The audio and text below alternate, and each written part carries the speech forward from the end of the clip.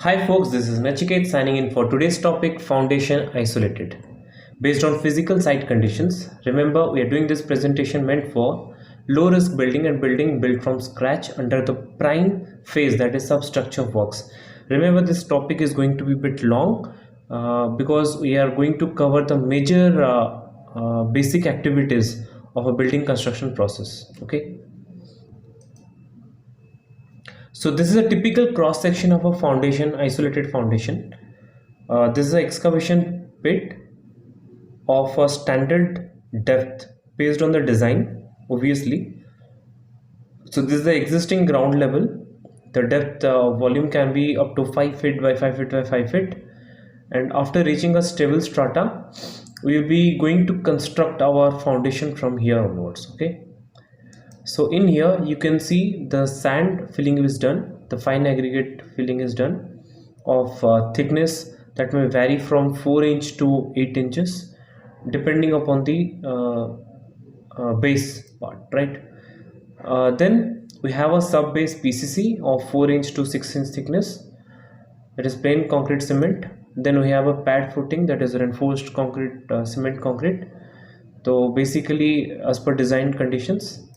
Then we have a pedestal of standard design size. Then we have a neck column until the soffit of plinth beam. So in the end we have a plinth beam, and here we mark the plinth top level. So until this is a part of a substructure and a isolated foundation typical cross section, right? So let's understand the standard process of a excavation. So here we can manually excavate the soil. If the soil condition is intact, dense, then we can have a straight slope because the depth is not more than say 8 feet or 9 feet. So we can go for a manual excavation and we can have a straight slope.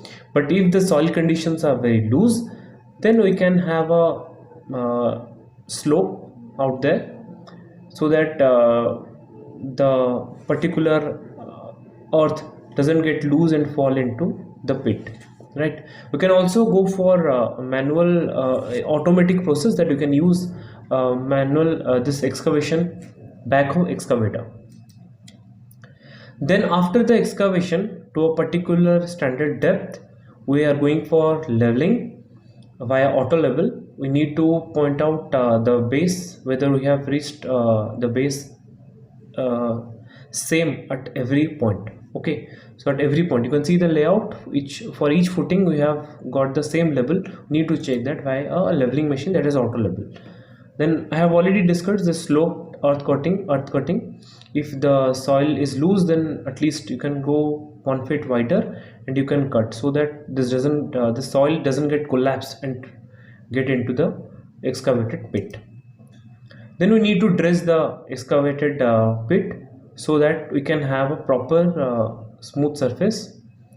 Then this is the final output that you can see, so clean and so clear. So this is the final output where we are going to start the foundation works, right?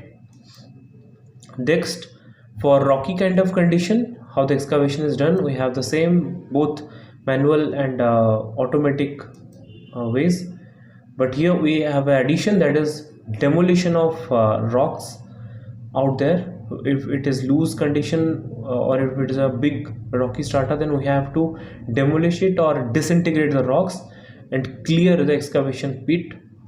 Then we need to again check the level, then we need to do the dressing, then we need to have a final output after the dressing. Okay, so this is in the process for rocky case. In case of wet kind of condition, it is completely different. You need to have concrete rings, precast concrete rings of 4 feet dia to create a platform where the foundation work will happen, right? So after positioning, after this layout, place the concrete ring accordingly, then start excavating and start putting down this concrete ring. We'll just push it to the earth. As it is a wet condition, it will automatically go down, and after that you need to excavate the loose soil coming up. It's a wet kind of damp soil, and you just need to put out from the excavated pit. Then we need to check the level. If we have got the standard strata level, then we need to close it then and there. Now after that, do the dressing part, and after dressing, you will see that as the water table is higher, the water will continuously purge inside this particular pit. So what you need to do is, you need to have a dewatering pump, and you need to continuously dewater the water whenever you are starting the foundation works. Okay. Then the next stage is sand filling. Sand filling, after the unloading of sand at your site, sift it, then dump it inside the excavation pit, compact it via wooden hammer. You can see a flat wooden hammer. There's a desi jugaad out there inside. You can use this to tamp the soil to compact it properly. You can also check the thickness by putting a small tip inside. You can easily put it, no issue. So after that, this is the final output of the sand filling. Just dress it well. Okay, keep the work clean. Then after that, we have a PCC layer, and these are the basic methods. You can see material sifting, concrete mixing, dumping, and compacting and finishing. Remember one thing, you can use as the quantity is very less for PCC, you can go for a manual concrete mixing. But while going for a manual concrete mixing, always see that you are doing this over a stable surface which doesn't soak the water. Otherwise, the properties of the PCC won't work out, right? So always do this concrete manual mixing over a stable surface. You also need to be very careful while finishing the PCC part. Always have a broom finish at the end, and after this, because this is the surface where the column layout will be given, right? Then one of the most important activity, that is reinforcement. This is done in 4 phases, or 4 types of phases are there. In here you have a footing mesh, which is can be single jali or double jali, as you can see in the image. Then we have the binding of column. You can see how this is, the rods are tied, the vertical bars and the stirrups are binded in one place, and these are erected over in the foundation. Then we have the pedestal bars. You can see here the pedestal bars out here. You can also see in practical manner also, as in shown in this image. Then let's understand what are the standard process of reinforcement binding. First of all, you will be getting a bent form of steel raw material at your site. You need to straighten it out. Then after taking the measurement, you will be cutting as per the bar bending schedule, then bend it as per BBS. Then prepare the stirrups parallelly. Then start prepare a chair, and over it you can start preparing the mesh binding is done over in this here. Okay. Then in the next phase, you need to prepare the column binding. So in here you can see the column is being done here. The vertical bars are there. Then this, by using the stirrup rings, the column is binding is done. Then we have to do the layout part, which is one of the most important activity in the reinforcement part. Over the PCC we are doing this layout, and after this layout, you need to place the mesh properly at its position by using cover blocks. You can see these parts are cover blocks. Okay, we have used 50 mm or 75 mm cover blocks are used. Okay, the next is pointing is done. You can see after getting the center line, from the center line, when the column center point is marked, over there this pointing is done, and the column reinforcement is erected. Okay, so these are the various standard process of reinforcement time. Then we will learn what are the quality points that needs to be taken care of while preparing this reinforcement. Okay, So in here, the most important part is rectify the skew conditions and maintain a plumb line while erecting the column. So how to rectify the skew condition? Once you are erecting the column, what will happen? It will just there will be an overturning effect. The entire column will just rotate out. So to properly keep it at its position, what you need to do is you need to tie ropes. Otherwise, you can also use bully, which is available over in the site, to keep it in the plumb line.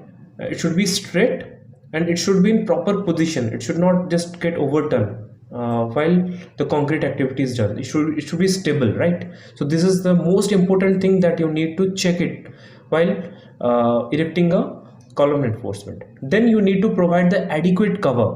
You can see here, use the basic requirements given in the IS code 456-2000 to meet the durability requirements. Like for mild condition we have 20, moderate we have 30 mm, for severe conditions we have 45 mm, for very severe conditions we have 50, and extreme conditions 75. So basically in footing we give this 50 to 75. So it has a very nominal cover is given, and with various fire regulations as well, fire resistance nominal cover is also given, right? So you need to check out the IS code, and based on the specifications of IS code, always prefer the adequate cover while placing the reinforcement. Okay, then rectify the cover gaps. Sometimes what happen is maybe the stirrups or the reinforcement part is somehow a bit wrong, or the measurements taken are wrong. So what happens is in one end you will be getting a big cover, and then somewhere you will be getting less cover. Sometimes this also happens over in the side. So the positioning and cover should be given applied on both the sides, right? So rectify the cover gaps if any. Then the stirrup hook should be bent to 45 degree. You can see in this image 45 degree angle has been created in the stirrups. 90% of the time the mistri or the mason who works in the reinforcement part, they just tie it and they make it in 90-degree form. You can see here they give a 90-degree form, which is wrong. What will happen is during earthquake, even in a mild earthquake also, this will break apart and dismantle the entire RCC column. So you need to be very careful while giving the stirrup ring. 90% time this fault is happening, so please take care of this. Okay, the next is keep different cut lengths for column. Like when the vertical column bars are placed, don't keep it evenly, always keep it in different size, so that while lapping the column, the joints will not be in the same level, it will be in different levels. It is for column especially. Okay, then avoid juggling of bars. After every post concreting work, please check the positions should be proper, should be effectively done, because once it is not in proper position you need to juggle the bars. So avoid juggling, because it will again hamper the basic strength of the RCC columns. Okay, so next part is shuttering formwork. So first is footing part. You can see the footing column has been done. See, we have a very makeshift arrangement has been done in here. As the footing is the most important part though, what we have done is we have used poly covers, so that because in down we have a PCC hard strata sub base, and over it when we will be dumping the RCC concrete, we need to ensure that the water in the RCC should not get soaked by the periphery or earthen walls. Okay, so we have used a poly cover so that the water doesn't get seep out. Okay, so this is a makeshift arrangement done to avoid extra shuttering work. But if it is a very if you have excavated the entire place and from the base level you are doing the shuttering works, we can also have this kind of shuttering done on site as well. Then next part is pedestal shuttering. This is a small shuttering, but still you have to do it. Then we have a starter. This starter is the most important thing in column shuttering work.